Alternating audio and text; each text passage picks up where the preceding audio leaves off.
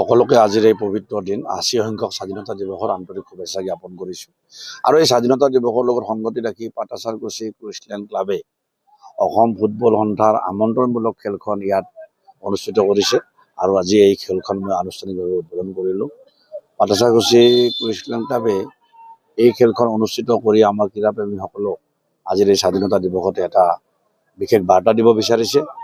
কাৰণ আমাৰ এতিয়া সমাজত অসম চৰকাৰে এইটো সিদ্ধান্ত লৈছিল খেল মহাৰণ পাতি যে গাঁও অঞ্চলত যিবিলাক অনাদৃত কোনো ধৰণৰ প্ৰতিভা বিকাশৰ কাৰণে সুবিধা নোপোৱা খেলুৱৈবিলাক আছে, ভাল ভাল খেলুৱৈ গাঁৱত পৰি থাকে, এখন ফিল্ডো নাপায়, প্ৰতিযোগিতা কৰাৰ কাৰণে এটা প্ৰতিযোগিতা অঞ্চল বিচাৰি নাপায়।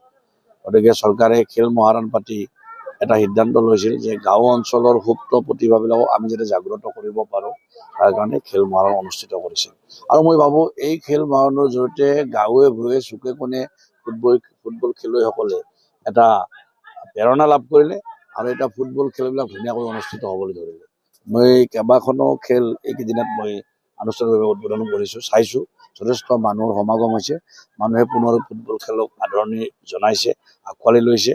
আৰু পাটাচাৰকুছি ক্ৰিষ্টিয়ান ক্লাবে আজি এই স্বাধীনতা দিৱসৰ লগত সংগতি ৰাখি যিখন ফুটবল প্ৰতিযোগিতা অনুষ্ঠিত কৰিছে, খুব ভাল কাম কৰিছে।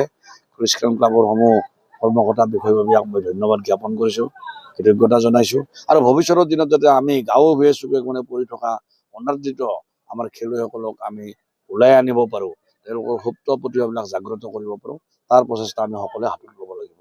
গতিকে স্বাধীনতা দিৱসত আজিৰ এই কাৰ্যসূচীত যিটো আমাৰ ফুটবল প্ৰতিযোগিতা পাতিছে, আচলতে যথেষ্ট গুৰুত্বপূৰ্ণ আৰু উল্লেখজনীয়। গতিকে মই পাটাচাৰকুছি অঞ্চলৰ ৰাইজক আৰু এই ক্লাবৰ কৰ্মকৰ্তাসকলক অভিনন্দন জ্ঞাপন কৰিছোঁ।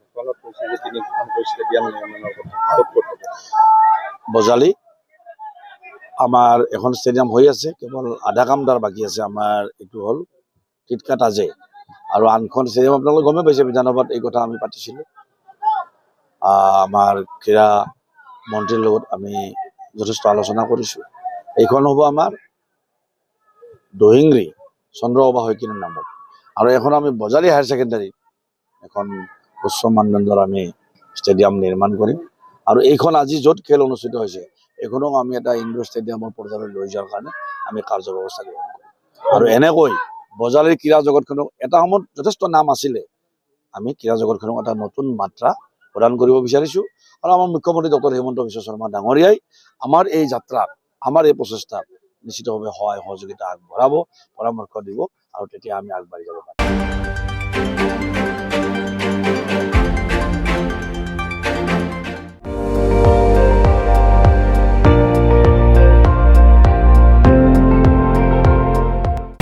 আপুনি চাই আছে ND24, সৰ্বশ্ৰেষ্ঠ নহয়, সৰ্বোত্তমৰ দৌৰ।